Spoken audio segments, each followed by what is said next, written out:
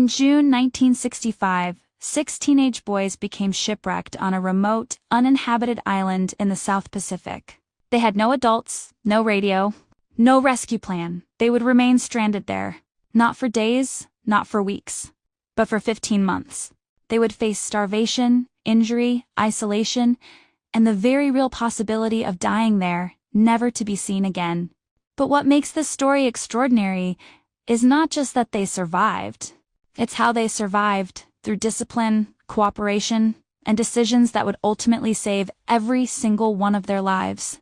This is the real documented story of the Tongan castaways. The 6 boys, Mano Shantatau, Sean Fatawa, Tavitha Fatailatu, also called Stephen, Kolo Fekatoa, David Tavitha Siola, and Luke Vakoso, were students at St. Andrew's boarding school in Nuku'alofa, Tonga. Bored of school and craving freedom, they borrowed a 24-foot boat one night, joking they could reach Fiji or even New Zealand. They packed little more than bananas and coconuts, no map, compass, or safety gear. That very first night, disaster struck. A sudden storm ripped through the Pacific, shredding their sail and snapping their rudder. For 8 agonizing days, the boys drifted helplessly. No food, almost no drinkable water, fighting fatigue, fear, and the endless ocean. As days passed, they learned to work together. They dug caves, built makeshift shelters, and created a daily routine. They paired up for chores, cooking, foraging, guarding lookout. Discipline replaced panic. After about 3 months, luck shifted. While climbing the rugged interior, they discovered remnants of an old village built decades earlier by island inhabitants who had long since vanished. Here they found bananas, taro roots, and even feral chickens, providing a more stable food source. Despite months of failure, their biggest breakthrough came when Stephen managed to create fire, not by striking matches, but by rubbing sticks together until sparks caught. This fire would burn almost continuously for over a year, a source of warmth, cooked food, and hope. Then tragedy struck. One boy fell from a cliff and broke his leg. With no doctor, the others improvised. Using seawater, leaves as bandages, and words of encouragement, they nursed him back to health, proving their unity was just as important as food and water. Perhaps their secret wasn't just survival skills but morale. They held prayers, songs, and even made music with a makeshift guitar from driftwood and wire. They also practiced conflict resolution. When tensions rose, they separated briefly to cool off, then talked it out. At one point they built a raft to leave, only to have it smashed by waves. That failure forced acceptance. Instead of clinging to rescue, they chose to make Ada their home, adapting, learning, surviving. Every day they kept watch, eyeing the horizon for passing ships. They maintained their perpetual fire, not knowing it would be the ultimate signal of life. Finally, on the 11th of September 1966, an Australian fishing boat, the Just David, captained by Peter Warner, spotted smoke from Ate's cliffs. Warner approached cautiously, unsure if the figures were friendly.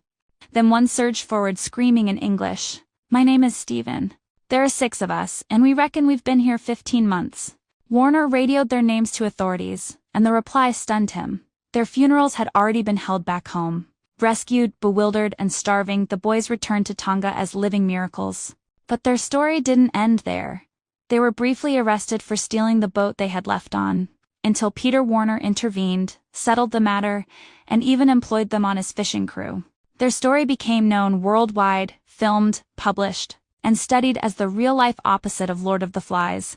Not chaos, not savagery, but cooperation, courage, and hope.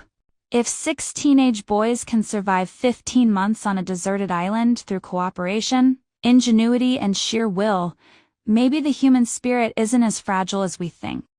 Audio 7.2, page 126. Pacific Times, 14th of September, 1966. Castaways return. Missing boys found on remote island. In June last year, 6 teenagers, Sione, Stephen, Kolo, David, Luke, and Mano, were eating dinner at their boarding school in Tonga.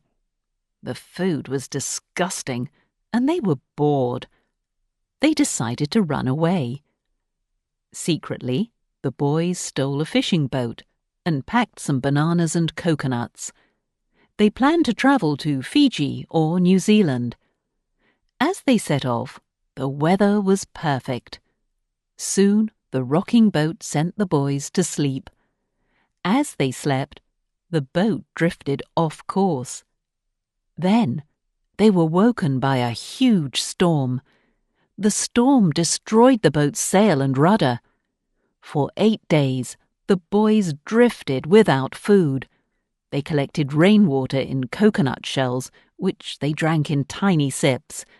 They survived because they worked together as a team. At last, they spotted a rocky island in the middle of nowhere. On the island, life was difficult, but the boys worked hard to survive. There was no fresh water, so they hollowed out tree trunks to catch rainwater. They explored the center of the island, where they found bananas, coconuts, and chickens to eat.